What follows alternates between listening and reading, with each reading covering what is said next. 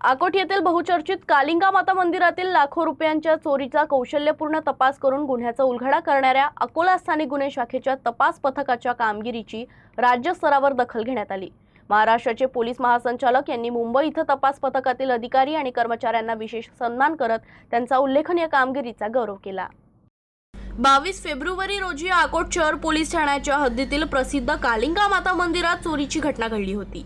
अज्ञात चोरट्यानं देवीच्या मूर्तीवरील 48 ग्राम सोन्याचे दागिने, 750 ग्राम चांदी आणि दानपेटीतील 15,000 रुपयांची रोकड असा एकूण 4,54,000 रुपयांचा एवज लंपास केला होता। या गाजलेल्या गुन्ह्याचा तपास करताना अकोला स्थानिक गुन्हे शाखेनं तांत्रिक विश्लेषण, गोपनीय माहिती आणि सातत्यपूर्ण पाठपुरावा याच्या आधारे आरोपी अमोल काशीराम तेलगोटे याची ओळख पटवली। आरोपीचा शोध घेत स्थानिक गुन्हे शाखेचे पथक थेट रायपूर, छत्तीसगड इथं पोहोचलं।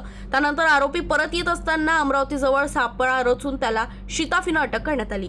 या संवेदनशील आणि बहुचर्चित गुन्ह्याचा यशस्वी उलगडा केल्याबद्दल महाराष्ट्राचे पोलीस महासंचालक यांनी मुंबई इथं तत्कालीन पोलीस निरीक्षक, पोलीस उपनिरीक्षक विष्णू बोडखे यांच्यासह इतरांचा प्रशस्ती पत्र देऊन गौरव करण्यात आला।